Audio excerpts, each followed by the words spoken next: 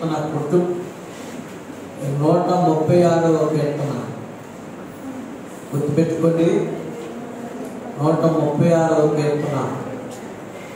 ఒకరు చదువుతుండగా మరొకరు చెప్పవలసింది ఆయన కృప నిరంతరం ఉండును. కనుక అందరూ చెప్పాలి. చదివేవారు గట్టిగా దేవుడు మహిమపరచబడినట్లుగా చదవాలని మీకు ప్రేమతో తెలియజేస్తున్నాను. 136వ సంకీర్తన మొదటి నుంచి చివరి వరకు కూడా ధైర్యం తెచ్చుకొని అందరూ కూడా ఆయన కృపను బట్టి దేవుడికి స్తుతులు అర్పిస్తూ ఈ కీర్తన చెప్పుకుందాం. ఆయన కృప నిరంతరం ఉండునని చిన్నపిల్లలు సైతం చెప్పాలి. అర్థమైందా? దేవునికి స్తోత్రం చెప్పండి. హల్లెలూయా. 136వ కీర్తన సుధా సమర్పణ గారు చదువుతారు. ఆయన కృప నిరంతరం ఉండుననే మాట చెప్పుకుంటూ అందరం కూడా ఏకీభవిద్దాం.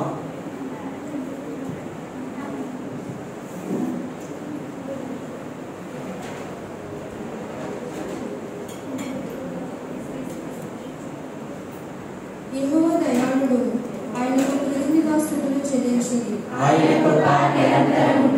దేవదేవునికి కృతజ్ఞతాస్తుతులు చెల్లించుడి. ప్రభువులకు కృతజ్ఞతాస్తుతులు చెల్లించుడి. ఆయన ఒక్కడే మహాచార్య కార్యములు చేయవాడు. తన జ్ఞానము చేత ఆయన ఆకాశమును కలుగజేసెను. ఆయన భూమిని నీళ్ల మీద పరిచినవాడు.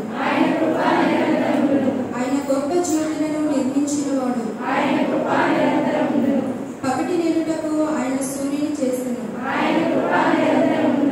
రాత్రి నేలుటకు ఆయన చంద్రుని నక్షత్రములను చేసెను. ఐగుప్తు దేశపు తొలి చూడులను ఆయన పతనం చేసెను. వారి మధ్య నుండి ఇశ్రాయేలీయులను ఆయన రప్పించెను. చేయి చాచి తన బాహుబలము చేత వారిని రప్పించెను. ఎర్ర సముద్రమును ఆయన పాయలుగా చీల్చెను. ఆయన ఇశ్రాయేలీయులను దాని నడుమ దాటిపోజేసెను. ఫరోను అతని సైన్యమును ఎర్ర సముద్రంలో ఆయన ముంచివేసెను. అరణ్య మార్గమున ఆయన తన ప్రజలను తోడుకొని వచ్చెను. గొప్ప రాజులను ఆయన హతము చేసెను. ప్రసిద్ధి నొందిన రాజులను ఆయన హతము చేసెను. అమోరీయుల రాజైన సీహోనును ఆయన హతము చేసెను. బాషాను రాజైన ఓగును ఆయన హతము చేసెను. ఆయన వారి దేశమును మనకు స్వాస్థ్యముగా అప్పగించెను. తన సేవకుడైన ఇశ్రాయేలులకు దానిని స్వాస్థ్యముగా అప్పగించెను. మనము దీన దశలో ఉన్నప్పుడు ఆయన మనలను జ్ఞాపకము చేసుకొనెను. మన శత్రువుల చేతిలో నుండి మనలను విడిపించెను. సమస్త జీవులకును ఆయన ఆహారం ఇచ్చుచున్నాడు. ఆకాశమందుండు దేవునికి కృతజ్ఞతాస్తుతులు చెల్లించుడి. దేవుడు తన పరిశుద్ధ వాక్యం దీవించునుగా. ఆమేన్. దయచేసి కూర్చోండి. పిల్లలకి వెళ్ళండి.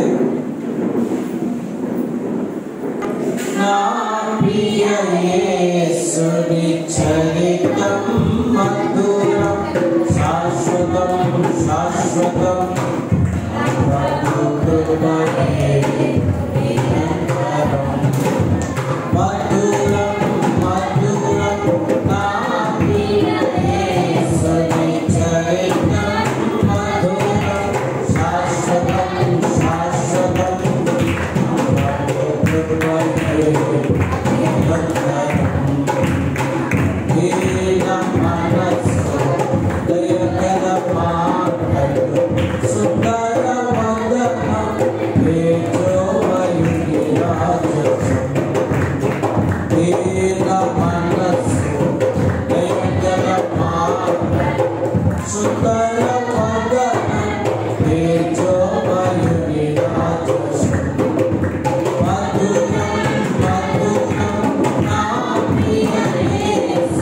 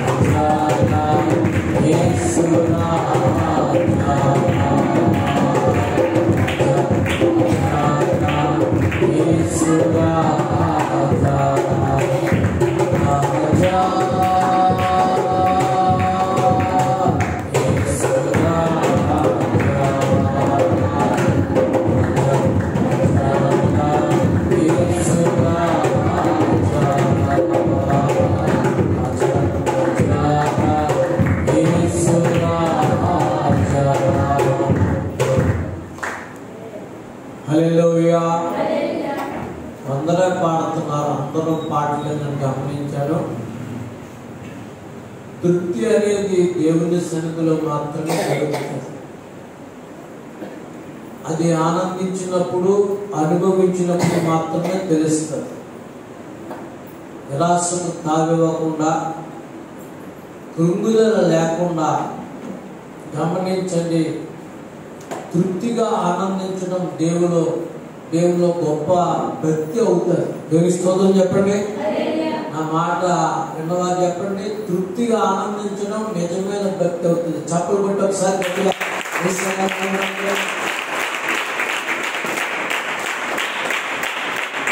నాకైతే సరిపోలేదు.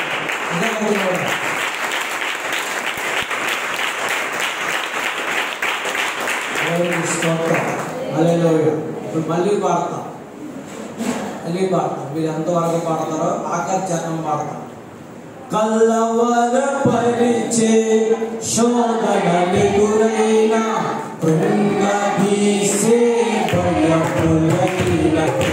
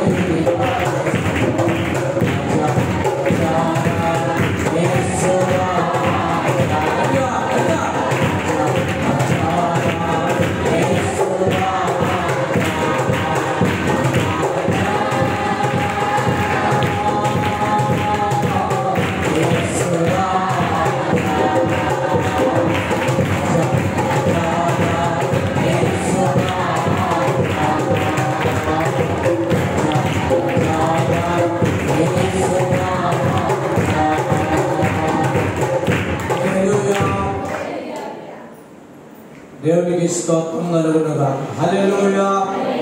చప్పలు కొట్టేసాను.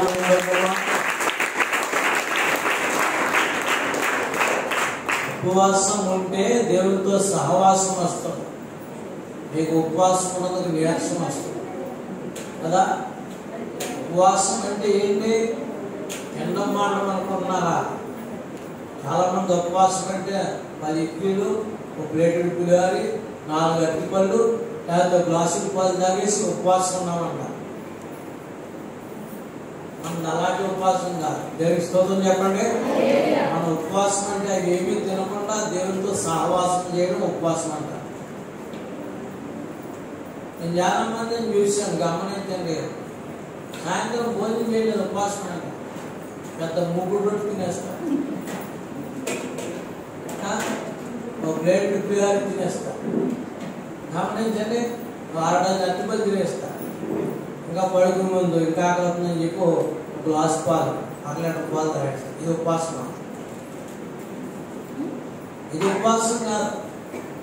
ఉపవాసం అంటే ఏమి తినకుండా తాగకుండా సరాసరి దేవునితో జీవించడం. దేవుని స్తోత్రం చెప్పండి. ఇలాంటి దినాలు నా జీవితంలో గమనించండి చాలా మట్టుకు ఉండేవి. దేవుని స్తోత్రం చెప్పండి. 7 దినాలు ఏమీ తినకుండా తాగకుండా మందిరంలో పడి కన్నీరు కారిస్తూ ప్రభువా శరీరం బలహీనమైన ఆత్మ బలపడాలని చెప్పి ఆనందించిన దినాలు ఉండేవి. దేవుని స్తోత్రం చెప్పండి. ఆరోగ్యం పాడైన తర్వాత కొన్ని జాగ్రత్తల కొరకు గమనించండి. బూడిదైపోయి శరీరంలో దేవుని యొక్క కృప తప్ప ఏముందని చెప్పి గమనించండి. కొంచెం ఏదో మజ్జిగనమో లేకపోతే చారణమో పప్పన్నమో తింటూ చివరి దినాలు గడిపేస్తున్నాం. ఏ రోజు కూడా దేవుని కృప. ఈ రోజు నేను మీ మధ్య ఉన్నానంటే దేవుని కృప. దేవుని స్తోత్రం చెప్పండి. ఏ రోజు ఏం జరుగుతుందో గమనించండి. ఎవరికీ తెలియదు. మనకంటే గొప్పవారు, బాగున్నామనుకున్నవారు, ఈ రోజు కనబడినవారు, నమస్కారం అన్నవారు, కోట్ల రూపాయలు ఉన్నవారు గమనించండి. డాక్టర్ల చేతిలో మాసిపోయిన వాళ్ళు, కుటుంబం చనిపోయిన వాళ్ళ గురించి వింటున్నప్పుడు నాకు ఆశ్చర్యం కలుస్తుంటారు. 6 నెలల కింద నేను డాక్టర్ దగ్గర కాకినాడ వెళ్తే మీరు ఇంకా బతుకున్నారని అడిగాడు ఆయన. ఎందుకంటే ఆయన కూడా గమనించండి జబ్బు చేసింది. ఆయన చనిపోయాడు అనుకోరు, ఆయన ఏం చనిపోయాడు అనుకున్నాడు. మీరు స్తోత్రం చెప్పండి. ఆ డాక్టర్ మీరు ఇంకా బతుకున్నారు అన్నాడు నన్ను. మీరు నమ్మండి, నేను ఇంకా బతుకున్నాను. అయితే మీరు 6 నెలలకు నా దగ్గర ఆకలిస్తున్నాను. దేవుని స్తోత్రం చెప్పండి. నేను ఆయన నుండి ఆరోగ్యం ఉన్నాను. చప్పబడేసాను.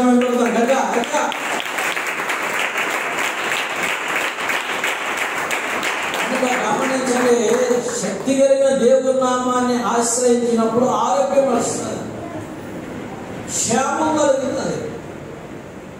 వైద్యం అవసరం లేదు నేను చెప్పడం లేదు, కానీ వైద్యం కూడా జ్ఞానం వల్ల దేవుని వల్ల కృప వల్ల దొరికింది కనుక అది ఆశ్రయం కాదు. కానీ గమనించండి, అది దేవుని యొక్క కృప మనకు మరలా ఎనర్జీ రావడానికి. కనుక పూర్తిగా దాని నుంచి బిల్డ్ అయిపోవడం కాదు, కానీ దాన్ని కొంత తీసుకుంటూ గమనించండి. ఆరోగ్య సూత్రాలు పాటిస్తూ దేవుడి సంగతి నిలిచినప్పుడు ఈరోజు నీకు బోనస్ ఇస్తున్నాను అన్నట్టుగా, ఎలవెన్స్ ఇస్తున్నాను అన్నట్టుగా గమనించండి. మన ఆరోగ్యాన్ని దేవుడు ఆయుష్కాలను పెంచి పరంగా మారుస్తున్నాడు. దేవుని స్తోత్రం చెప్పండి. హల్లెలూయా. ఇంకా ఒక 2 నిమిషాలు గమనించండి, సమయం లేదు. ఒక 2 నిమిషాలు గమనించండి. దేవుడు యోహాను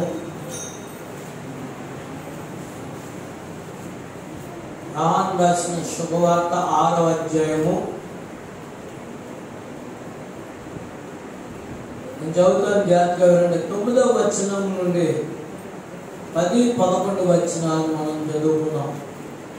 ఇక్కడ ఒక చిన్నవాని యొద్ద 5 రొట్టెలు 2 చిన్న చేపలు ఉన్నవి గాని ఇంతమందికి ఇవి ఏమాత్రము అని ఆయనతో అనగా యేసు జనులను కూర్చుండబెట్టుడని చెప్పాను. ఆ చోటు చాలా పచ్చిగా ఉండెను గనుక లెక్కకు మించి 5,000 మంది పురుషులు కూర్చుండిరి. యేసు ఆ రొట్టెలు పట్టుకుని కృతజ్ఞతాస్తుతులు చెల్లించి కూర్చున్న వారికి వడ్డించెను. అలాగున చేపలు కూడా వారికి ఇష్టమైనంత మట్టుకు వడ్డించెను. వారు తృప్తిగా తిన్న తర్వాత ఏమీ నష్టపడకుండా మిగిలిన ముక్కలు పోగు చేయని తన శిష్యులతో చెప్పెను. కాబట్టి వారు భుజించిన తర్వాత వారి యొద్దకు మిగిలిన 5 రొట్టెలు ముక్కలు పోగు చేసి 12 గంపలు నింపిరి. చిన్న ప్రార్థన చేసుకుందాం. కళ్ళు వంచండి, కళ్ళు మూసుకుందాం.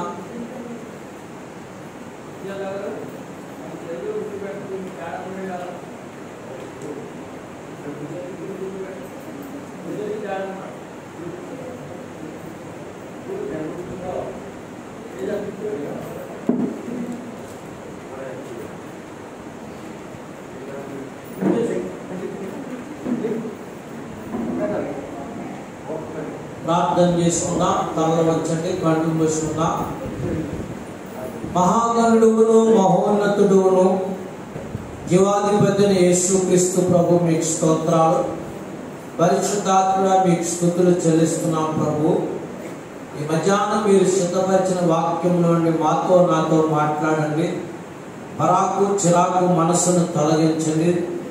వాక్య భాగం నుండి మీరు నాతో మాతో మాట్లాడి వాక్యంలో ఉన్న భాగ్యాన్ని మాకు వివరించమని యేసు నామమున ప్రార్థించి స్తుతించి అడుగుచున్నాం పరమ తండ్రి, ఆమేన్. దిన దినము నీ సన్నిధిలో కృతజ్ఞుడనై జీవించెదను. దిన దినము నీ సన్నిధిలో కృతజ్ఞుడనై జీవించెదను. ఆరాధన నీకే, ఆరాధన నీకే, ఆరాధన నీకే, ఆరాధన నీకే.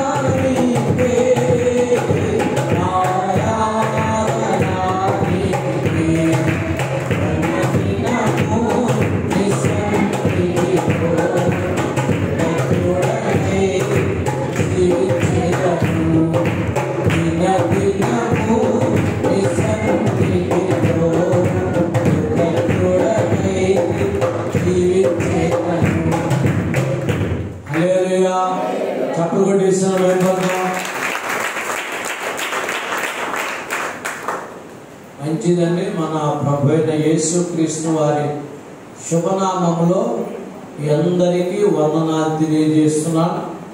నూతన దంపతులకు కూడా వందనాలు తెలియజేస్తున్నాను.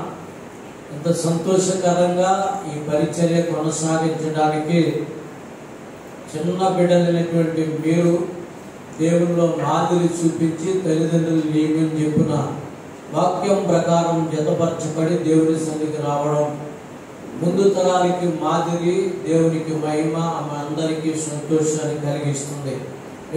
దేవుని స్తోత్రం చెప్పండి. హల్లెలూయా. ఈ విధంగా మన బిడ్డలందరి వివాహాలు కూడా జరుగుతాయి. అది దేవునికి మహిమకరంగా మీ కుటుంబాలతో కలిసి మీరు దేవుని స్తుతిస్తూ మీతో పాటు కూడా నేను కలిసి దేవుని స్తుతించే అవకాశాన్ని దేవుడు ఇస్తానని ఆశపడుతున్నాను. దేవునికి స్తోత్రం చెప్పండి. హల్లెలూయా. వాక్య భాగాన్ని మనం చూసినప్పుడు వాక్యం భాగ్యం అనేక రకాలుగా మనల్ని దర్శిస్తూ ఉంటారు. సండే స్కూల్ పిల్లలకు కూడా తెలుసు. ఉపవాసపటాలు జరిగా యేసు ప్రభువారు పెట్టాడు. 3 రోజులు జరిగినాయి. అది అరణ్య ప్రాంతం, ఆహారం లేదు. శిష్యుల దగ్గరికి వెళ్ళి వీళ్ళందరికీ ఆహారం పెట్టనంటే ఒకరు చూసుకుని ఆహారం లేదు ప్రభు అంటే చిన్నపిల్లవాడు ఒకటి తెచ్చి నా దగ్గర 5 రొట్టెలు ఉన్నాయంటే ఇవి ఎంత అని చెప్పి యేసు ప్రభు దగ్గరికి చెప్పినట్టు యేసు ప్రభు వారిని కూర్చోబెట్టండి అని చెప్పి అవి తండ్రికి చూపించి చేతులతో పట్టుకొని కృతజ్ఞత చెల్లించి విరిచి అందరికీ పంచగా అవసరమైనంత మటుకు మాకు మరలా కావాలని అనుకున్న వారికి కూడా మరలా ఇచ్చినట్టుగా గమనించండి. మనం చూస్తాం. గమనించండి. ఇంకా మనం చూస్తే అవి 5,000 మంది పెద్దలు, పిల్లలు, స్త్రీలు కాకుండా పురుషులు 5,000 మంది ఉన్నారని, మిగిలిన గంపలు 12 గంపలని సండే స్కూల్ పిల్లలందరికీ తెలుసు. దేవునికి స్తోత్రం చెప్పండి. అయితే ఈరోజు కొత్త వెర్షన్ ఏంటంటే గమనించండి. దీంట్లో ఉన్నటువంటి పరిశుద్ధాత్మ దేవుడు ఒక్కొక్క రీతిగా గమనించండి. వాక్యము గమనించండి. తరాలను బట్టి, పరిస్థితులను బట్టి, శతాబ్దాలను బట్టి గమనించండి. నూతన పరచబడుతూ ఉంటారు. దీంట్లో ఈరోజు పరిశుద్ధాత్మ దేవుడు గమనించండి మనతో కొత్త విధానంలో మాట్లాడబోతున్నాడు. దేవుని స్తోత్రం చెప్పండి. ఆ చిన్నవాడు దాచుకోకుండా గమనించండి. శిష్యుల దగ్గర తీసుకొచ్చారు. శిష్యులు కూడా దాచుకోకుండా వాళ్ళ శిష్యులు 12 మంది కూడా పంచుకోకుండా యేసు ప్రభు దగ్గరికి తీసుకొచ్చారు. యేసు ప్రభు కూడా గమనించండి. మనం 12 మంది పంపేదమని దాచుకోకుండా గమనించండి అందరికీ పంచిపెట్టాడు. దేవుని స్తోత్రం చెప్పండి. అంటే ఈరోజు మనకు దేవుడు పరిశుద్ధాత్మ దేవుడు మనకు బయలుపడుతుందంటే వారు ఆ చిన్న బిడ్డ దగ్గర నుంచి పొందుకున్నది. దేవుని స్తోత్రం చెప్పండి. గట్టిగా చప్పుడు. దేవుని పడుతుంది.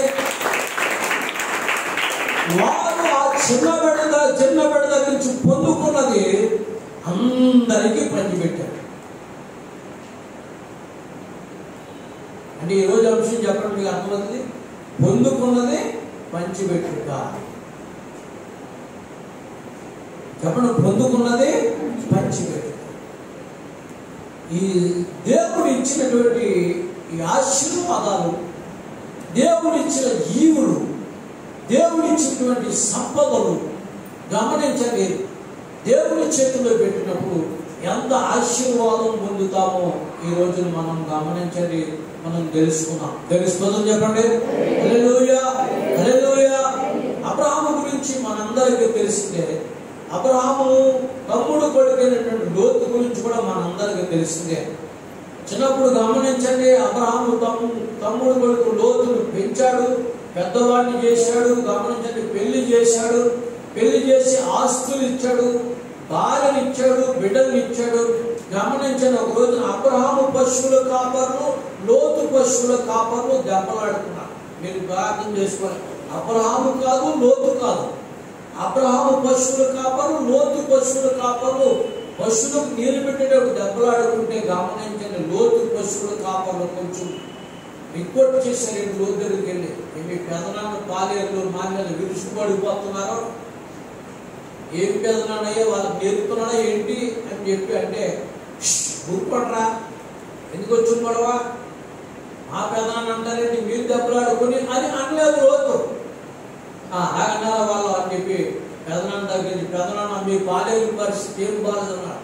ఎలాగో ఏమైంది ఏం చెప్పారంటే అసలు మీ బాల్య పరిస్థితి ఏమో నువ్వు చెప్తున్నావు వాళ్ళు చెప్తున్నా దెబ్బలాడ దిగిపోతున్నాడు అని చెప్పినప్పుడు గమనించండి. అసలు ఏం పెద్దదంటే అసలు నీతో ఉండమంటావా లేదా నన్ను వెళ్ళిపోమంటావా అని అడిగాడు.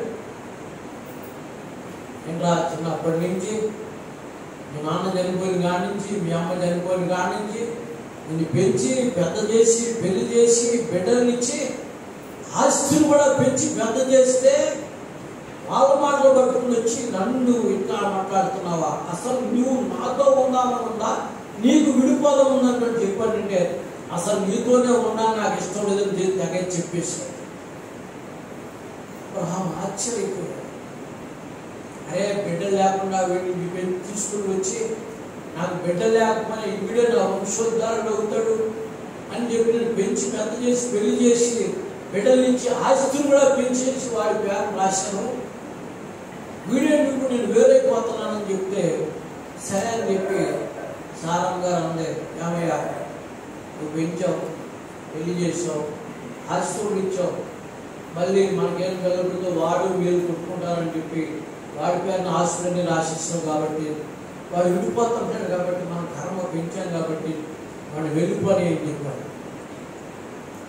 వాడిని వెళ్ళిపోయి చెప్తే గమనించండి, వాడు చక్కగా ఏం చేసింటే ఆస్తులు తీసుకుని గమనించండి సొదొమ గొమొర్రా ప్రాంతాలకు వెళ్ళిపోయాడు. వాడు వెళ్ళిపోయినప్పుడు గమనించండి రాయబడిన విషయం, అది యెహోవా తోటలాగా ఉంది.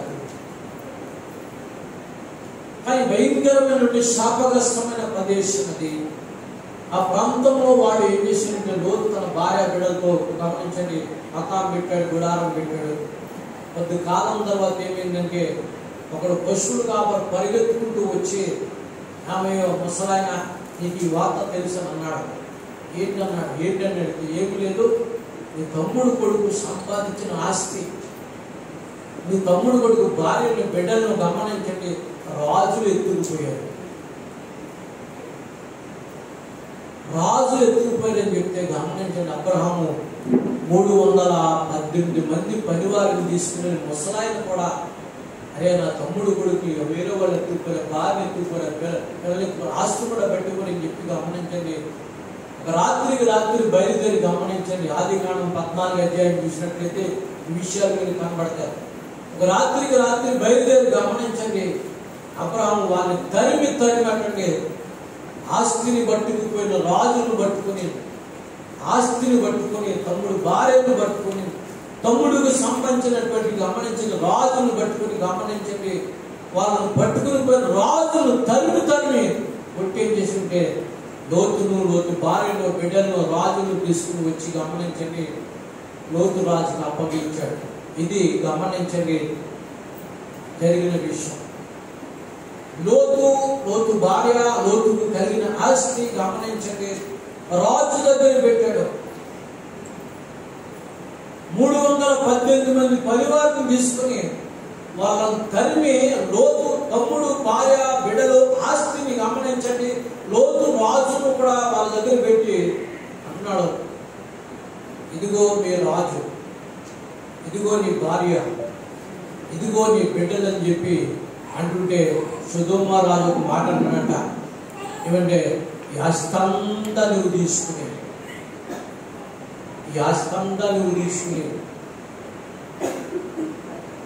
నీవు సుఖంగా వెళ్ళిపో, నువ్వు చేసే పనికి నీకు నమస్కారం పెడుతున్నట్టే. గమనించండి అబ్రహాము అంటున్నాడు, నీవు అబ్రహామును ధనవంతుని చేసేవని ఇతరులతో చెప్పకుండానట్లు నేను ఈ సంపాదించినటువంటి నా ప్రాణం పెట్టి నా పనివారు సంపాదించిన ఆస్తి అంతటినీ కూడా ఒక్క నూలు పోగు కూడా తీసుకోకుండా మరలా నీకు నేను ఇచ్చేస్తున్నాను. దేవునికి స్తోత్రం చెప్పండి. హల్లెలూయా. ఒక నూలు పోగు కూడా నేను తీసుకోకుండా నీకు ఇచ్చేస్తున్నాను చెప్పినప్పుడు గమనించిన అప్పుడే మెల్కీసెదెకు అనేటువంటి ఒక ప్రధాన యాజకుడు దేవుని సేవకుడు అబ్రహాము గారి దగ్గరికి వచ్చేటండి. అక్కడ భయంకరమైన శోధన అక్కడ జరిగింది, విస్తారమైనటువంటి దోపుడు సొమ్ము గమనించండి అబ్రహాముకు ఇస్తానంటే వద్దు అని చెప్తున్నాడు.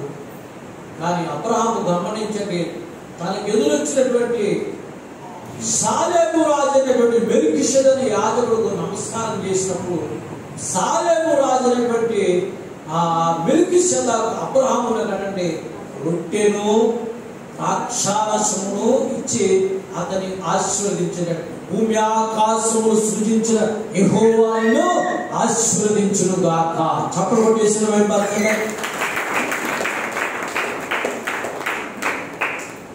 ఈ విషయంలో పరిశుద్ధాత్మ దేవుడు నాకు బయలుపరిచిన సత్యం ఏంటంటే అబ్రహాము గమనించండి సొదొమ రాజును ఎత్తుకుపోయినటువంటి సొమ్ము మీద మనసు పెట్టలేదు.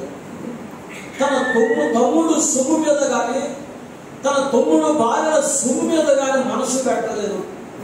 మన తమ్ముడు కుటుంబం రక్షించబడాలి, బయటకు రావాలని మాత్రమే రక్షించబడ్డాడు.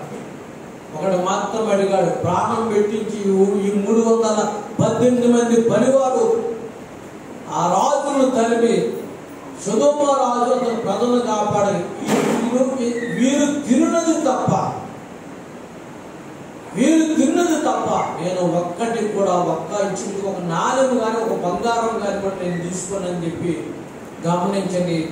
అక్కడ ఆ సొదొమ రాజు ఇచ్చేటువంటి ఆ విలువైన రత్న రాశులను పక్కన పెట్టి తనతో పనిచేసే వారికి పంచినట్టుగా మనం చూస్తాం. దేవుని స్తోత్రం చెప్పండి. ఆశ్చర్యకరమైన విషయం ఏంటంటే అది అబ్రహాముకి ఇస్తానంటే అది వద్దని చెప్పాడు. కానీ గమనించండి, సాలేము రాజు అయినటువంటి మెల్కీషెదెకు ప్రధాన యాజకుడు, 2 చేతులెత్తి దేవుని స్తోత్రం చెప్పండి. ప్రధాన యాజకుడు సాలేము రాజు అయినటువంటి మెల్కీషెదెకు ఆకాశముకు భూమికి దేవుడు యెహోవాను ఆశీర్వదించబడిన వాడు కాదని చెప్పి రొట్టెను ద్రాక్షారసం ఇచ్చినప్పుడు గమనించండి తీసుకున్నాడు. దేవుని స్తోత్రం చెప్పండి. ఆశ్చర్యకరమైన విషయం ఏంటంటే అది జీవం గల దేవుని సేవకుడు ఇచ్చేటువంటి దేవుని శరీరం అని గమనించండి. అప్పటికే అబ్రహాము నమ్మాడు. దేవుని స్తోత్రం చెప్పండి. హల్లెలూయా. ఆయన శరీరం ఉన్నటువంటి రక్తం అని చెప్పి ఆయన నమ్మాడండి. మనకు కూడా లోక సంబంధమైన ఆస్తుల మీద ఎన్ని వచ్చినా వాటి మీద ఆశపడకూడదు, కానీ జీవపు రొట్టె అయినటువంటి యేసుక్రీస్తు మీద చప్పబడిన యేసు నామములో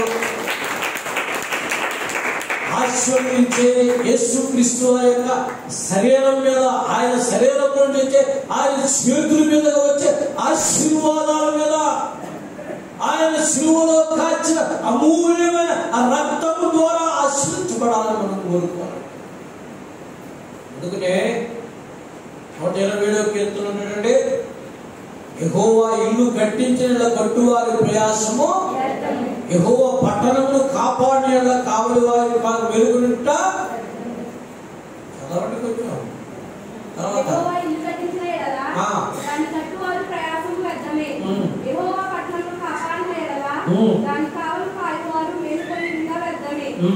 మీరు వేకువనే లేచి చాలా రాత్రి తర్వాత పండుకొచ్చు కష్టార్జితం ఆహారము తినిచున్నట్టు కూడా తన ప్రియులు నిద్రించుచుండగా వారికి ఇచ్చుచున్నాడు. దేవుని స్తోత్రం చెప్పండి. హల్లెలూయా. ఆశీర్వాదం అనేది చాలాసార్లు మీకు చెప్పాను, దేవుని చేతుల్లోనే ఉంది.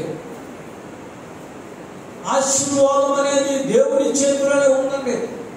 కనుక గమనించండి, ఆ సొదొమ రాజు ఇచ్చే రత్నరాశుల మీద మనసు పెట్టకుండా భయంకరమైన శోధనను జయించి గమనించండి, అబ్రహాం ఏం చేశాడంటే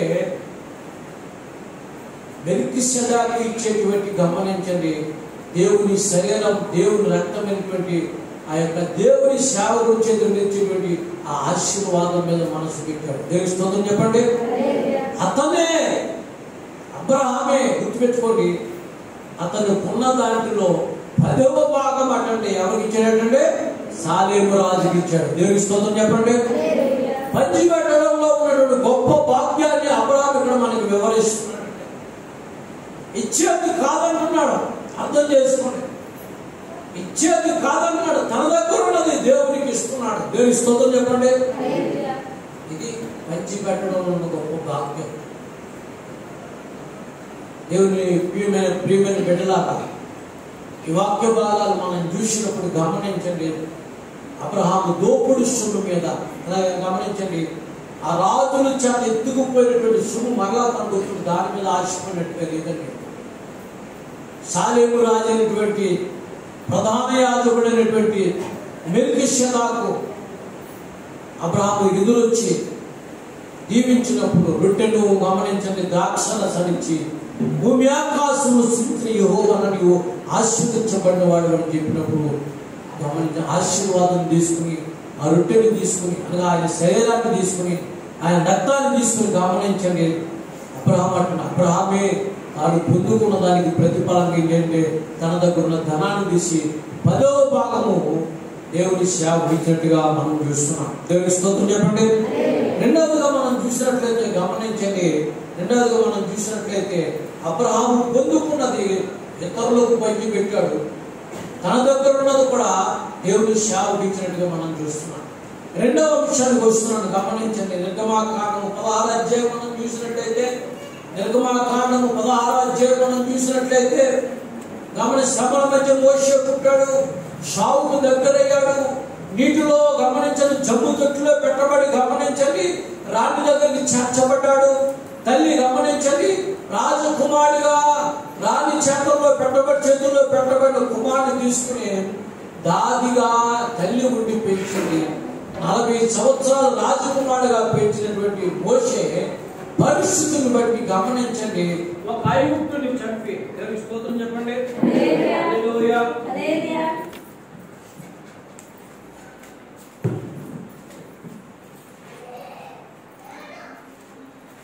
ఒక ఐగుప్తుని చంపి గమనించండి రాజకుమారుడుగా ఉన్నటువంటి మోషే, సమస్త వైభోగాలు పొందుతున్న మోషే, ఐగుప్తు సింహాసనానికి దగ్గరవుతున్న మోషే ఒక ఐగుప్తుని చంపి నరహంతకుడుగా పారిపోయాడు,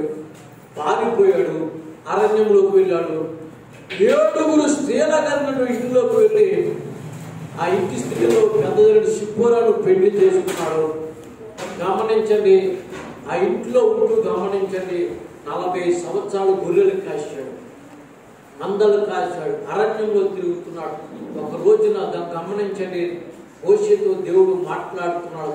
ఒక పొద కాలిపోతూ ఉంది, ఆ పొదలో గమనించండి పచ్చని చిగురాకులు ఉండడం చూసి ఇది అంటే చిత్రం అని చెప్పి ఆశ్చర్యపడుతూ ముందుకు వెళ్ళి అడుగులేస్తుండగా అక్కడ పొదలోంచి గమనించండి ఒక దీవెనకరమైన మాటలు వినబడుతున్నాయి. మోషే మోషే ఈ పాదములో ఉన్న చెప్పులు విడిచిపెట్టి చెప్పు, నా పేరు ఎలా తెలుస్తుంది అనుకున్నాడు. నేను నీ తండ్రి దేవుడును, తెలుస్తోత్రం చెప్పండి. నేను నీ తండ్రి దేవుడును, నీ తండ్రికి దూరమై 40 సంవత్సరాలు అయింది.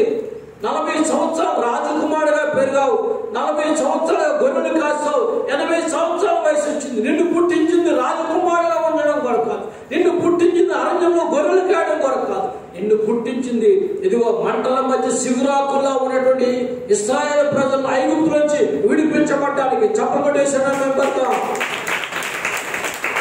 నిన్ను పుట్టించింది మంటల మధ్య ఇశ్రాయేలు ప్రజలు ఐగుప్తులో గమనించండి శిగురాకుల్లో ఉన్న ప్రజలను కానాను దేశం నడిపించడానికి. దేవునికి స్తోత్రం చెప్పండి. హల్లెలూయా హల్లెలూయా. ఆశ్చర్యకరమైన విషయం ఏంటంటే 40 సంవత్సరాలు తను అనుభవించినటువంటి రాజరికపు ఆ ఆనందాన్ని వదిలిపెట్టాడు. 40 సంవత్సరాలు కష్టపడి సంపాదించినటువంటి మందలను వదిలిపెట్టాడు.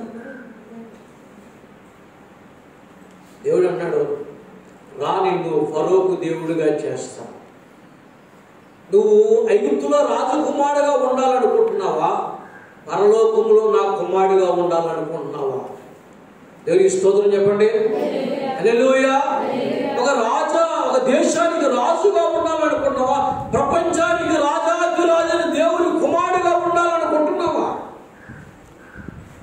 నేను నరహంతకుణ్ణే, ఒకరిని చంపి ఇసుకలో పాతి పెట్టానే. గమనించండి, మనం ఎలాంటి వారమైనా దేవుని చేతిలోకి వస్తే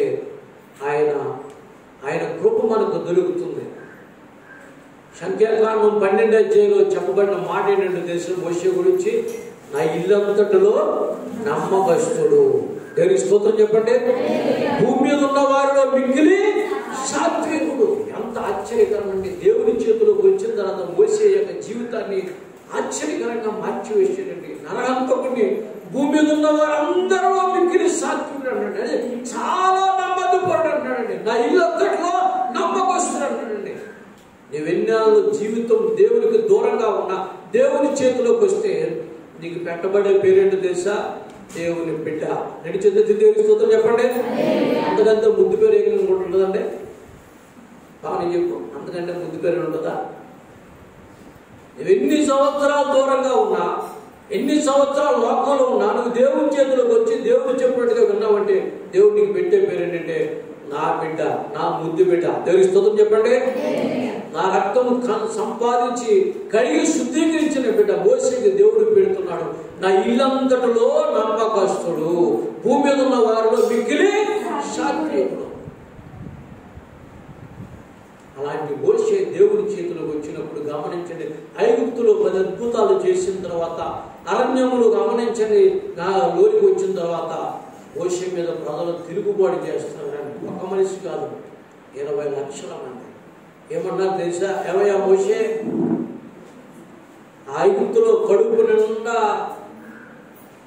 మాంసాహారం తినేవాళ్ళం, ఆ ఎర్ర సముద్రంలో చేపలు తినేవాళ్ళం, ఏంటి నువ్వు మాకేం పెట్టడం లేదు, నువ్వేం మాకు పెట్టడం లేదు ఏంటి అని చెప్తే గమనించండి, మోషే దేవుని దగ్గర చేతులెత్తి ప్రార్థన చేశాడు. దేవుడు చెప్తున్నాడు, ఇదిగో దేవదూతలు తినే ఆహారాన్ని ప్రజలకు పంపిస్తున్నాను. చప్పుడు కొట్టేసిన పలకండి. దేవదూతలు తినే ఆహారాన్ని ప్రజలకు పంపిస్తున్నాను. ఈ ప్రజలకు ఆహారాన్ని పెట్టు, వాళ్ళు తింటారు. ఎన్ని సంవత్సరాలు తెలుసా? 40 సంవత్సరాలు. ఇక్కడ ఒక ప్రాముఖ్య విషయమైన విషయాన్ని మీకు చెప్తున్నాను, జ్ఞాపకం చేసుకోండి. మోషే కూడా ఆ మన్నాయే తిన్నాడు. మోషే ద్వారా పొందుకున్న ప్రజలు కూడా ఆ మన్నా తిన్నారు. దేవునికి స్తోత్రం చెప్పండి. హల్లెలూయా, హల్లెలూయా, హల్లెలూయా. దేవునికి స్తోత్రం చెప్పండి. హల్లెలూయా.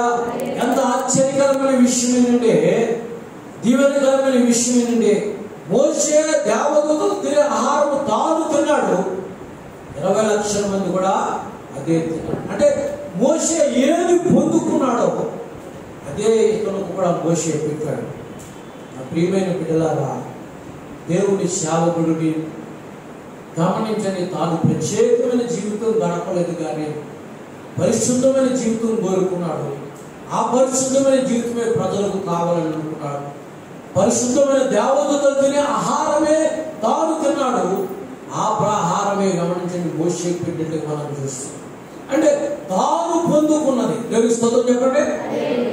ఎవరు పెట్టాడు చెప్పండి? ఇతరులు పెట్టాడు. ఎన్ని సంవత్సరాలు పెట్టాడు చెప్పండి? 45 సంవత్సరాలు పెట్టాడు. ఎంత దీవెనకరమైన మనిషి. మనమైతే చెప్పండి, కుమార్ గారు చెప్పండి, మన పిల్లల పేరున కొంత, మన మనవాడి పేరున కొంత, మన ఆవిడ పేరున కొంత, లేకపోతే ఆ బ్యాంకులో కొంత, ఈ బ్యాంకులో కొంత, ఎంత ఆహారం కావాలో అంత సరిపడి.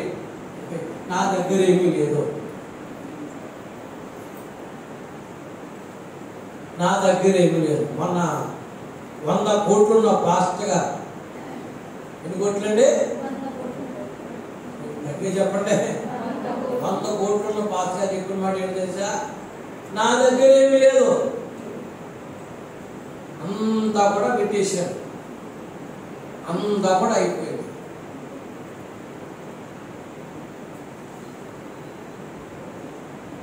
అబద్ధాలాడే పాస్టర్, మోసపూరితమైన పాస్టర్, దేవునికి ఇష్టమైన కాలు పనులు చేసే పాస్టర్లు జీవితాలు చాలా భయంకరమైన పరిస్థితులు వస్తున్న విషయాన్ని మీకు జ్ఞాపకం చేస్తున్నాను.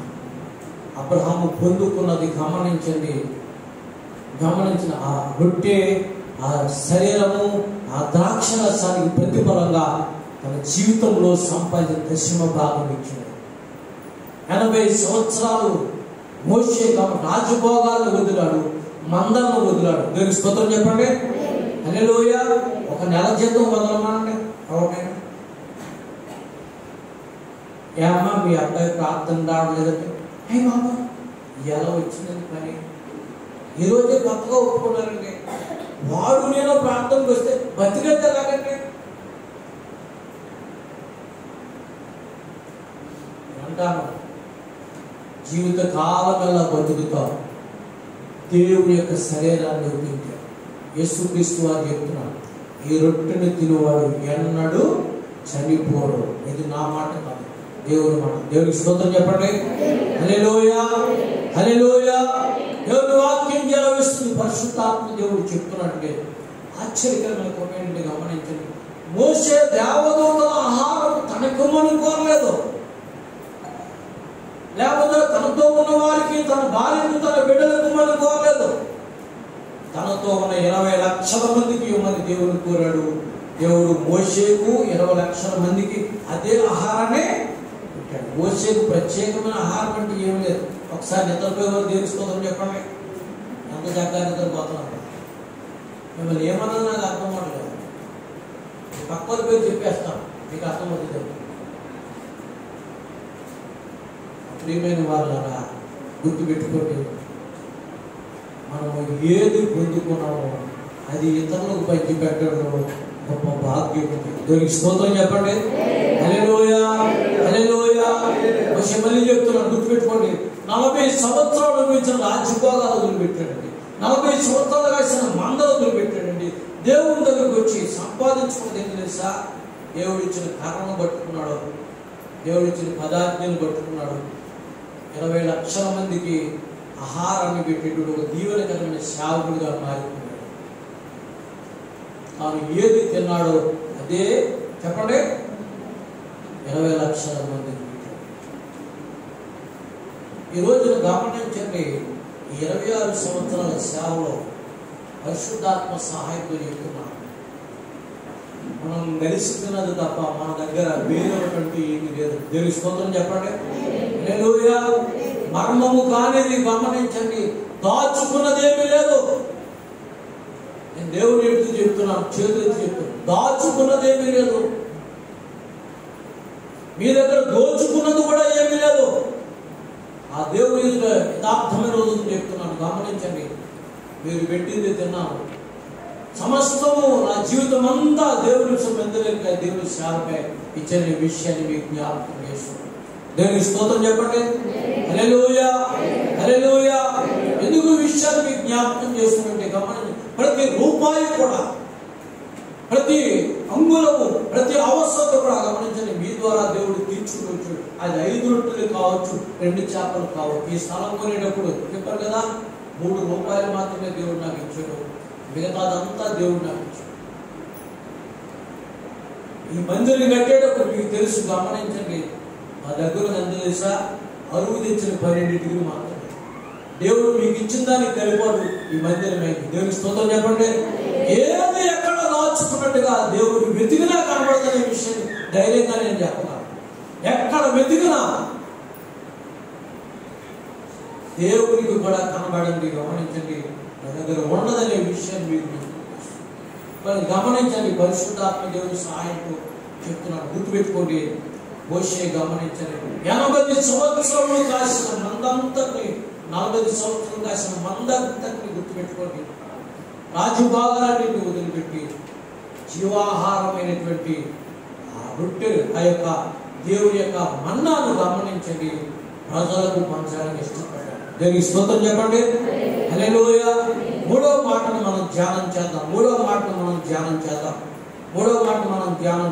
దావీదు కాలం వచ్చేటప్పటికి మొదటి దినవృత్తాంతాల గ్రంథం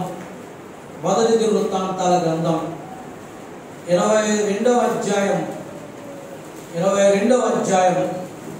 14వ వచనం నుండి 16వ వచనం వరకు చూస్తే, 22వ అధ్యాయం మొదటి దినవృత్తాంతాల గ్రంథం 14వ వచనం 16వ వచనం చదవండి. నేను నా కష్ట స్థితిలోనే ప్రయాసపడి యెహోవా మందిరము కొరకు 2 లక్షల మణుగుల బంగారమును, 10 కోట్ల మణుగుల వెండిని, తోచ సత్యము కాంత విస్తారమైన ఇత్తడిని, ఇనుమును సమకూర్చున్నాను. దేవుని స్తోత్రం చెప్పండి. దావీదు దేవుని మందిరం కూడా అంటున్నాడండి, నేను నా కష్ట స్థితిలోనే దేవుని మందిరానికి కావలసినటువంటి బంగారము, ఇనుము, ఇత్తడి సమస్తము సమకూర్చని చెప్తున్నాడు. ఇంకా మరొక అధ్యాయం చూసినట్లయితే మొదటి దినవృత్తాంతాల గ్రంథం 29వ అధ్యాయం 29వ అధ్యాయం 29వ అధ్యాయం 1 నుంచి 9 వచనం వరకు చదవండి.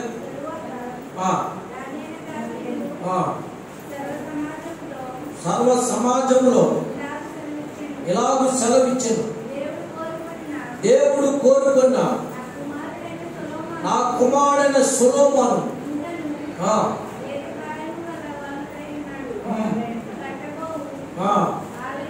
కట్టబో ఆలయము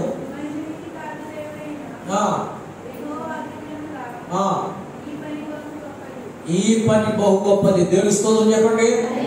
హల్లెలూయా. ఆశ్చర్యకరమైన విషయం ఏంటంటే దావీదు తన జీవితం అంతా కష్టపడినదంతా కూడా దేవుడికి ఇచ్చాడట. అంటే మీకు అర్థమవడం చెప్తున్న అంశం, తాను పొందుకున్నదంతా దేవుడికి ఇచ్చాడట. చెబుతూ ఇంకా చెబుతూ ఒక శ్రేష్టమైన మాట చెప్తున్నాడు. చదవండి ఆ మాట ఫాస్ట్ గా చదవండి. నేను బహుగా ప్రయాసపడి నా దేవుని మందిరమునకు కావలసిన బంగారం అంతకు ముందుంటుంది మాట, మంచి మాట. నా దేవుని మందిరం మీద మక్కువ చేత మరియు నా దేవుని మందిరం మీద నాకు కలిగిన మక్కువ చేత దేవునికి స్తోత్రం చెప్పండి. హల్లెలూయా. గట్టిగా చెప్పండి. దేవుని మందిరం అంటే మక్కువ కావాలి. అది దేవుడు నివసించే చోటు కాబట్టి దావీదు తన కష్టపడి సంపాదించినంత దేవుని మందిరంలో మక్కువ చేత చదువు ఆ ప్రతిష్టమైన మందిరము నిమిత్తము సంపాదించిన వస్తువులు కాక నా స్వంతమైన బంగారమును వెండిని నా దేవుని మందిరము నిమిత్తము నేను ఇచ్చేదను. దేవుని స్తోత్రం చెప్పండి. ఆశ్చర్యకరమైన విషయం ఏంటంటే దావీదు దేవుని మందిరం మీద ఉన్న మక్కువ చేతటండి అది మంచి పనిని, అది గొప్ప పనిని, అది దేవుడి యొక్క ప్రణాళికను తెలుసుకునేది ఏంటంటే బంగారం పనికి బంగారం, వెండి పనికి వెండి, ఇత్తడి పనికి ఇచ్చినట్టుగా మనం చూస్తాం. మన జీవితంలో సంపాదించినంతా కూడా మనం కూడా గమనించండి. దేవుని మందిరం అంటే మక్కువ చూపాలి. ఆశీర్వాదకరమైనటువంటి స్థితిలో ఉన్నామనే విషయాన్ని మనం జ్ఞాపకం చేసుకోవాలి. దేవుని స్తోత్రం చెప్పండి. 26 సంవత్సరాల క్రితం అంతా చీకటి ప్రాంతం, వర్షం కూడా ఆగని ప్రాంతం, అటు రావులపాలెం కానీ ఇటు ఎదుగాడు కానీ వెళ్ళే ప్రాంతం. గమనించండి, ఇప్పుడున్నటువంటి కాలేజీ వాళ్ళకి అంటే జ్యోతి వాళ్ళు ఎలా ఉంటారు, ఆ ఊరేదే పరిస్థితి. ఆ ఊరు ఉందండి, ఏమో ఉందా ఊరు? కాలేజీ ఎక్కడ ఊరుందా? లేదు. ఆ వెనకాల ఆ గొట్టండే 20 ఇల్లులు ఉండేవి అంతే, పెట్రోల్ బంక్ వెనక. కానీ ప్రార్థనలకు ఇచ్చిన దేవుడు పరిస్థితిని వెలుగుమయంగా చేశాడు. దేవుని స్తోత్రం చెప్పండి. ఎన్ని పెట్రోల్ బంకులు, ఎన్ని గ్యాస్ కడలో ఆంధ్ర రాష్ట్రం అంతా కూడా ఎవరి బిడ్డలు వచ్చాడు చదువుకుని ఏర్పాటు చేశాడు, వెలుగుమయంగా చేశాడు. దేవుని స్తోత్రం చెప్పండి. హల్లెలూయా. ఆశ్చర్యకరమైన రీతిలో గమనించండి, అక్కడ పిల్లలకు దేవుని వాక్యాన్ని అందించే బాధ్యత చంపాస్గా. అక్కడ పిల్లలు కూడా దేవుని వాక్యాన్ని అందించి అనేక మంది ఎవరి బిడ్డలు దేవుని ద్వారా సంపాదించి ఒక ప్రణాళికను దేవుడు ఏర్పరుచుకున్నాడు. ఎందుకు ఈ విషయాన్ని మీకు చెప్తుంటే గమనించండి. మా జీవిత కాలంలో కష్టపడి సంపాదించింది ఏంటో తెలుసా? నేను సంపాదించింది తెలుసా? దేవుడు ఎదుట మీరే. ఎందుకు దేవుని స్తోత్రం చెప్పండి. హల్లెలూయా. ఈ స్థితిలో కూర్చుండబెట్టడానికి దేవుడి ప్రణాళిక చెప్పిన కన్నీటి ప్రార్థనలు చేయడానికి మా జీవిత కాలంలో కష్టపడి సంపాదించిన ఆస్తి ఏంటో తెలుసా? మీరే. మాకు దేవుడు ఇచ్చే బహుమానం ఏంటో తెలుసా? పరలోక భాగ్యమే. దేవుడికి స్తోత్రం చెప్పండి. ఆ పరలోకం మీరు అనే మాట చెప్పినా, ఆ పరలోకం మీరు అనే మాట మీరే కదా పాస్టర్ గారు మమ్మల్ని నడిపించింది. చప్పలు కూడా వేసారు మమ్మల్ని. మీరే కదా పాస్టర్ గారు మమ్మల్ని నడిపించింది. యేసు ప్రభు వాక్యాన్ని చూపించింది, యేసు ప్రభు ప్రేమను చూపించింది. ఆ ప్రేమకే గమనించండి, ప్రాణాలు కూడా ఇవ్వడానికి మేము సిద్ధపడుతున్నాం. మరికనే గమనించండి, ఆ జీవితం అంతా దారపోసి మిమ్మల్ని సంపాదించుకున్నాను. మేము శాస్త్రులు సంపాదించుకోవాలి, ఐశ్వర్యం సంపాదించుకోవాలి. మీకు చాలాసార్లు చెప్పాను, 26 సంవత్సరాలు నేను బట్టలు కొనుక్కున్నాను. మళ్ళీ చెప్తున్నాను, సైకిల్ కొనలేదు, బండి కొనలేదు, బంగారం కొనలేదు, భూమి కొనలేదు, ఇప్పటి వరకు బట్టలు కొనలేదు. ఏది మీరు ఇచ్చారో అది తీసుకున్నాను. ఈ స్థితిలో దేవుడు మిమ్మల్ని మమ్మల్ని కూర్చోబెట్టి దేవుడు మహిమపరుస్తున్నాడు. చప్పకొడేసి మహిమపడతాం. హల్లెలూయా, హల్లెలూయా. మాస్టర్ గారు ఏదైనా దాస్తులు చెప్తున్నారంటే నా ఆధార్ కార్డు నెంబర్ కూడా చెప్తాను, కాదు పికప్ చేసుకో. నా ఆధార్ కార్డు కాదు, పాస్టర్ కార్డు, పాస్టర్ కార్డు, చిన్న పాస్టర్ అందరు కార్డు ఇచ్చేస్తాను. ఎక్కడైనా దాచబడదాం ఉంటే మీరు పట్టుకోండి, మీకు దొరుకుతుంది.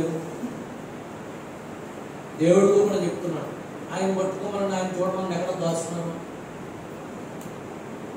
అంత ధైర్యం దేవుడు నాకు సేవకు దేవుని స్తోత్రం చెప్పండి. హల్లెలూయా, హల్లెలూయా. దేవుని మందిరం మీద నాకున్న మక్కువ వచ్చినట్టు దావీదు చెప్తున్నాడు. బంగారం పలికి బంగారం, వెండి పలికి వెండిని, ఇనుము పలికి ఇనుమును నా జీవితం అంతలో సంపాదించింది నా కుమారుడు సొలొమోనుకి ఇస్తున్నాను. మీరు కూడా ఇవ్వగలరా?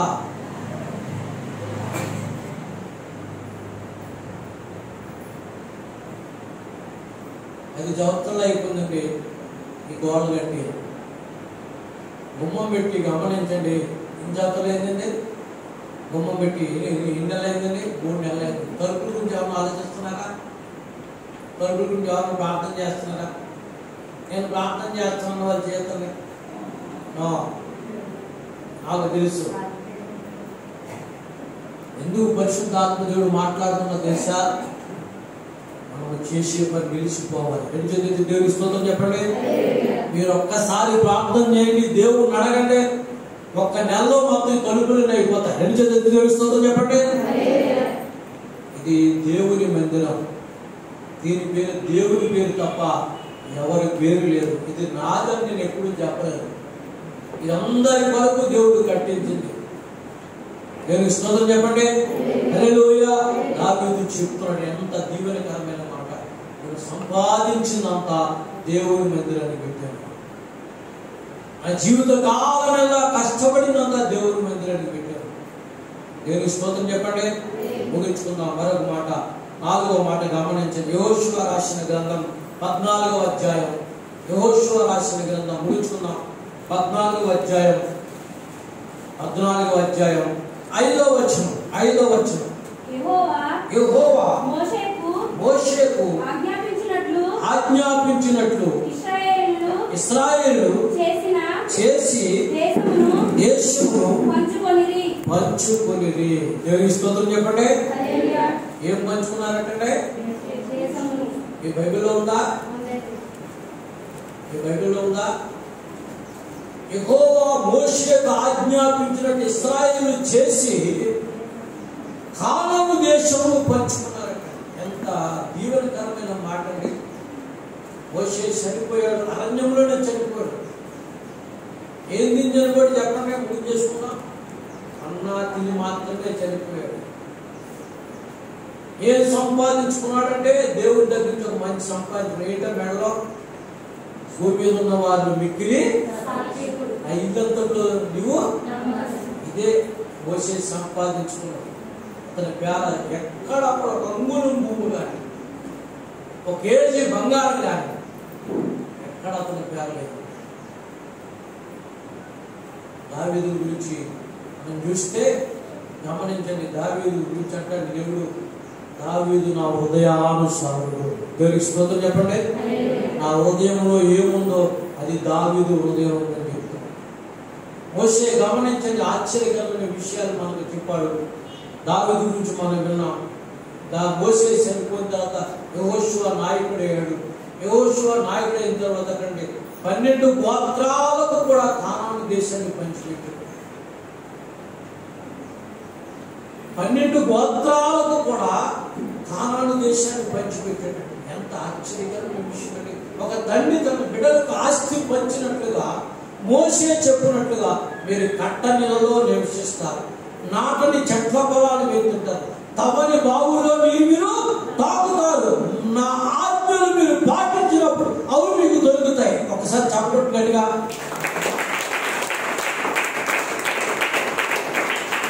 మోషే మీద అందరూ కూడా తిరుగుబాటు చేశారు. అరణ్యంలో 45 సంవత్సరాలు తిరిగాడు, మాతోనే చనిపోయాడు. ఇంకెక్కడ మాకు కట్ట నీళ్ళు, ఇంకెక్కడ చెట్ల పొలాలు, ఇంకెక్కడ తమని బావులు అని చెప్పాడు. కానీ మోషే నాడు మీరు నా మాట ప్రకారం దేవుడితో నడిస్తే మీరు నది అవతల యోర్దాను అవతల గమనించండి, కానాను దేశం వెళ్తారు, అక్కడ మీకు కట్టని ఇల్లు ఇస్తారు, నాటని చెట్ల ఫలాలు మీరు తింటారు, తమని బావుల్లో మీరు నీరు. ఈ విషయాలు మీకు అర్థమవుతుందా? దేవుడు మీకు ఇచ్చే ఆశీర్వాదాలు అర్థమవుతుందా? మీరు కట్టకుండా ఉండే ఇళ్ళను మీకు ఇస్తాడు దేవుడు. నాటని చెట్ల పొలాలు మీరు తింటారు, తమని బావుల్లో నీరు మీకు ఇస్తున్న వాగ్దానాలు దేవుడు మోషే పట్ల ఆ కాలంలో జరగకపోయినా తర్వాత కాలంలో యెహోషువ కాలంలో జరిగినప్పుడు వారు కట్టుకున్న పట్టణాలు గమనించండి. కానాను దేశంలో 7 జాతుల వారు వదిలి ఎంచేది దేవుని స్తోత్రం చెప్పండి.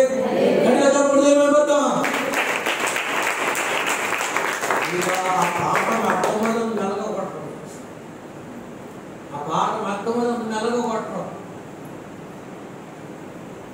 ఆ కానాను దేశంలో 7 జాతుల వారు ఉండేవాడు. ఆ 7 జాతుల వారు ఇశ్రాయేలు వారు అడుగు పెడుతుంటే అంటే తుక్కుపారిపోయినట్లు కొత్త నీళ్ళు వస్తుంటే, వాదలు వస్తుంటే వాళ్ళు పారిపోయినట్టు వాళ్ళు కట్టుకున్న పట్లలో వేల మకాం పెట్టారు. ఎంత ఆశ్చర్యంగా విజ్ఞానం గారు వీళ్ళంటారంటే అప్పుడు మోషే చెప్పినట్లుగా ఈ దేశం మాదైపోయింది. చెప్పబడి ఈ పట్టణం అంతా మాకు ఇచ్చాడు. దేవుని స్తోత్రం చెప్పండి. హల్లెలూయా.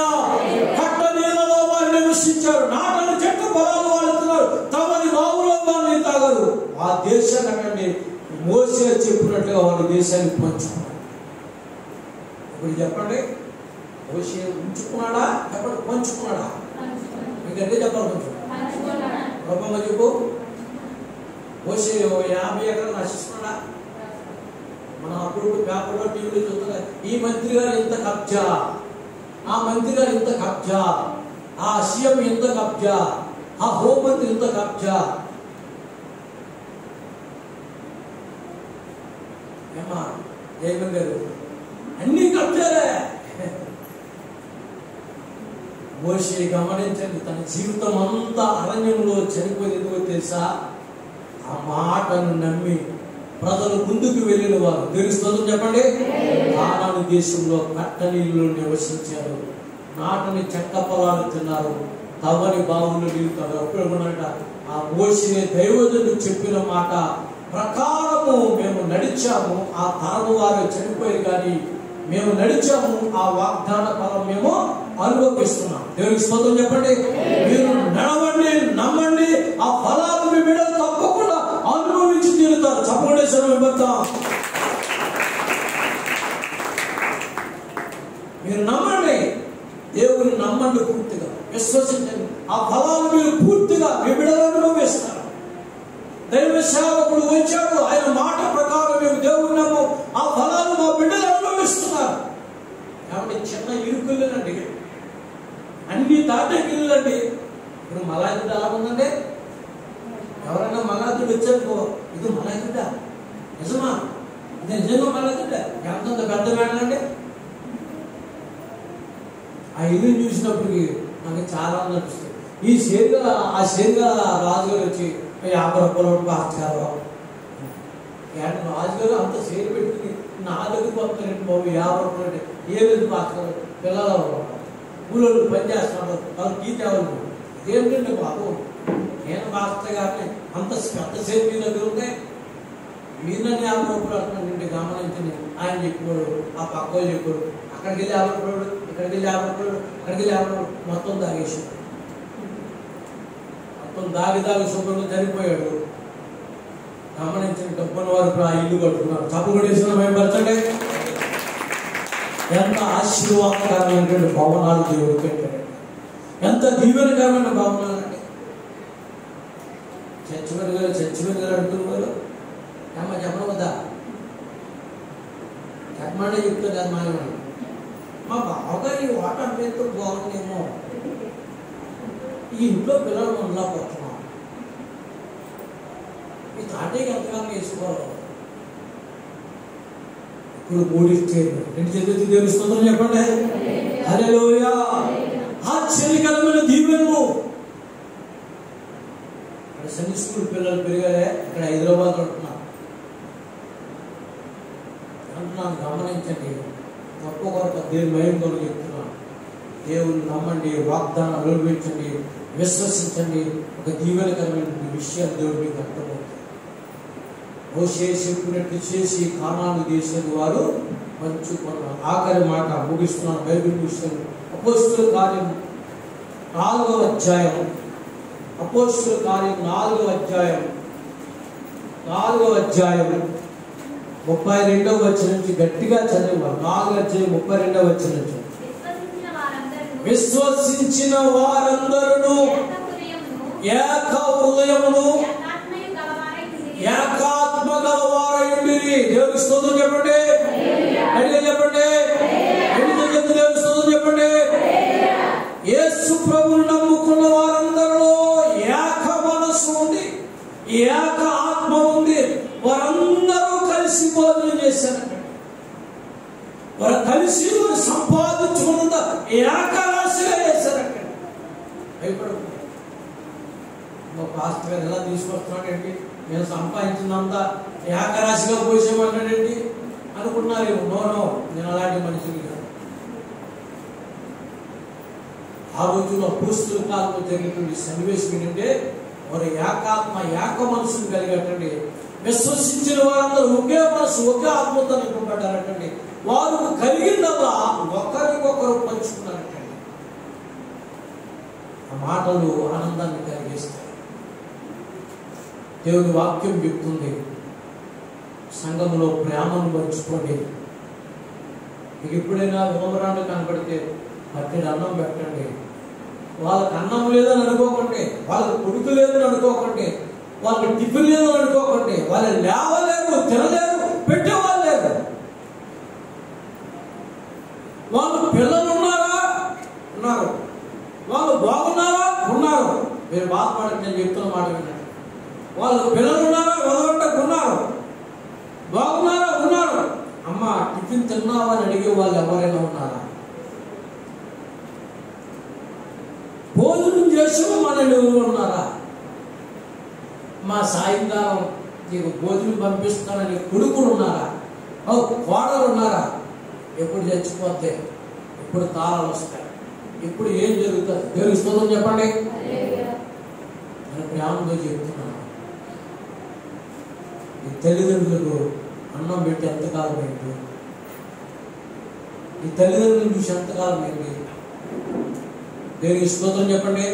మీ సొంత విషయాలు మాట్లాడడం కాదు, కానీ ప్రేమను పంచండి. దేవునికి స్తోత్రం చెప్పండి. మీరు తినేది పంచండి. దేవునికి స్తోత్రం చెప్పండి. హల్లెలూయా. తల్లులు తండ్రులు గమనించండి.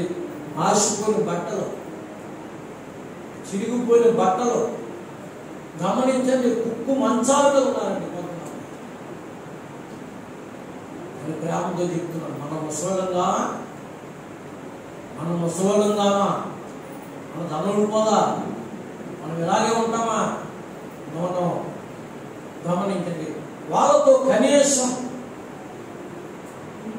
చిన్ని కొడుకు పుడితే హలో డాడీ ఏం కావాలని ఎదురొచ్చి ముద్దాడి బయటలో చెప్పుకుని మరి అని అడిగి తెస్తూ ఉంటాం. వరుసలాగా దగ్గుతుంటే ఒక ట్యాబ్లెట్ తేవడం కూడా నోనో. టిఫిన్ పెట్టడానికి నోనో. పొద్దున్న కూర పెట్టడానికి నోనో. పొద్దున్న కూడా సాయంత్రం పెడతాం, సాయంత్రం కూడా రేపు పెడతాం. అంత తెలివైన వాళ్ళు. ఒక రోజు అదే పరిస్థితి మనకు కూడా వస్తుంది. నేను ప్రేమతో చెప్తున్నాను. ప్రేమను పంచండి. రెండు చేతులతో దేవుని స్తోత్రం చెప్పండి. మిమ్మల్ని పెంచిన ప్రేమను చూపించండి. దేవునికి మహిమ చెల్లించండి. ఆఖరిగా చెప్తున్నాను. యేసు క్రీస్తు ప్రభువు వారు సిలువలో వేలాడుతూ తల నిండా, ఒంటి నిండా, మొక్కము నిండా గుడ్డులు, రాత్రంతా తన్నులు, ఆకాశానికి భూమికి మధ్యలో వేలాడుతున్న కాళ్ళ దగ్గర కొడుకు వైపు చూస్తూ నీరు కారుస్తున్న తల్లిని చూసి తన శరీరంలో బాధ అంతా మర్చిపోయి అమ్మా కళ్ళ ఎదురు చనిపోతున్నాను, మీకు బాధగా ఉందా? నిన్ను చూసేవారు ఎవరు ఉండరని బాధగా ఉందా? ఇదిగో నా రొమ్మును ఆనుకున్న అబ్రహామును నీకు కొడుకుగా ఇస్తున్నాను. ఇతడు ఆహారం, ఇతడు నీ బాధ్యతలను కూడా తీరుస్తాడు. దేవునికి స్తోత్రం చెప్పండి. ప్రేమను పంచే కొడుకు చెప్పండి యేసు ప్రభువు. ప్రేమను పంచే కొడుకు యేసు ప్రభు. ఆడున్నాడు, ఈడున్నాడు, ఆడికేమి ఇచ్చావు, నాకేమి ఇచ్చావు, ఎందుకు పెట్టాలని ఓడుకున్నారు. యేసు ప్రభు నమ్మడం అంటే మతం మార్చుకోవడం కాదండి, మనసు మార్చుకోవడం. దేవునికి స్తోత్రం చెప్పండి. హల్లెలూయా. నీవు మారు మనసు పొందడం, తల్లిని ప్రేమించడం, తండ్రిని ప్రేమించడం. అదే చెప్తాను, నీకు మేలు కలుగునట్టు నీ తల్లిని తండ్రిని, అప్పుడు నీవు దీర్ఘాయుష్మంతుడు. వాగ్దానంతో కూడిన ఆజ్ఞలలో ప్రేమను పంచండి, ముందుకున్న ప్రేమను పంచండి. ఆకలిగా ఉన్న వారికి బట్టి అన్నం పెట్టండి, ఆపదల వారికి 10 రూపాయలు ఇవ్వండి, కష్టాల్లో ఉన్న వారికి కన్నీరు తవ్వండి, దిక్కులేని వారి వారికి గమని ఒక చీర పెట్టండి. రోగంతో ఉన్న వారి దగ్గరికి వెళ్ళి మాట్లాడి ఆ పూట మందులకు ఇవ్వండి. అది దేవుడు చూస్తాడు. అదే ప్రేమను పంచడం. యేసు ప్రభువారు గమనించిన శిష్యుడు, ఆ బాలుడు తెచ్చింది శిష్యుడు వాళ్ళ దగ్గర దాచుకోలేదు. శిష్యుడు యేసు ప్రభు దగ్గర తెచ్చారు. యేసు ప్రభువారు అందరికీ పంచాడు. ఎంత ఆశ్చర్యపడి ఆకారపాఠం ముగిస్తున్నాడు. ఎన్ని గంపలు మిగిలినమ్మా? మెక్సిమంగా చెప్పాలి. ఎన్ని గంపలు మిగిలి? 12 గంపలు. మా సత్యనివాసి చంకులు, నేను 5 రెట్లు 2 చేపలు తెచ్చాను. మా అమ్మకి చూపించాలి. 12 గంపలు ఏ గంప పట్టుకెళ్ళమంటాను అనుకున్నాడు. ఏం చెప్తానండి? అంకుల్, యేసు అంకుల్, మంచి డాడీ చెప్పండి, 12 గంపలు మిగిలి కదా, ఏ గంప నాకు ఇస్తానంటే, మరే 12 గంపలు పట్టుకుని మీ అమ్మకోరు అంటాడు. దేవుడి స్తోత్రం చెప్పండి. హల్లెలూయా. ఇప్పుడు మా అరసన్ గాని, బడ్డు గాని, తేజ గాని ఏమంటే మొత్తం గంపలని ఎలా లేపాలి? ఇక్కడ ఎలా ఎవరెవరికి పంచాలి? అయ్యేసే గమనించండి. మిగిలిన గంపలు మీకు తెలుసా? పంచడం వల్ల ఇంకా మిగులుతుంది. దేవుడి స్తోత్రం చెప్పండి. హల్లెలూయా, హల్లెలూయా. పంచడం వల్ల ఇంకా మిగులుతుందండి. కొంతమంది అనుకుంటారండి, ఎక్కడి నుంచి జరుగుతుంది, ఎక్కడి నుంచి జరుగుతుంది. దేవుడి స్తోత్రం చెప్పండి. హల్లెలూయా. దేవుని బిడ్డలు మనకు దేవుడు వాగ్దానం చేశా. యేసు ప్రభు దాచుకోలేదు. ఆయన రక్తమంతా గార్చాడు, ఆయన శరీరం అంతా ఇచ్చాడు. మేమెందుకు దాచుకుంటామంటే, దాచుకోవడం వచ్చిన వాళ్ళు మా జీవితాల గురించి ఛాలెంజ్ చేస్తాం. ప్రేమను పంచడం నేర్చుకుందాం, కలిసి జీవించడం నేర్చుకుందాం. ఏక మనస్సు గుర్తుపెట్టుకోండి. ఏక మనస్సు, ఏక హృదయం, ఏకాత్మ, దేవుడి ప్రేమను కలిగి జీవితం. దేవుడి కొద్ది మాటలు దీవించి ఆశీర్వదించును గాక. మనం లేచి నిలబడండి, చిన్న ప్రార్థన చేసుకున్నాం. లేచి నిలబడండి, చిన్న ప్రార్థన చేసుకున్నాం. తల వంచండి, కంటి మూసుకున్నాం. ప్రభువుని అడుగుదాం. కుర్చీలన్నీ కూడా పక్కన పెట్టండి. ప్రభు శరీరాన్ని తీసుకున్నాం. కుర్చీలన్నీ కూడా పక్కన పెట్టండి. ప్రభు శరీరాన్ని తీసుకున్నాం.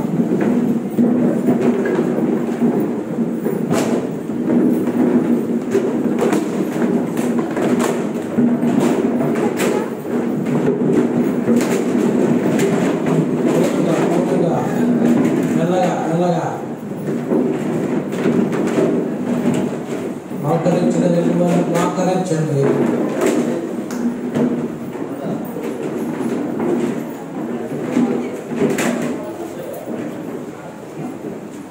మోకరించగలిగిన వాళ్ళు మోకరించండి. నిలబెట్టగలరు నిలబెట్టండి.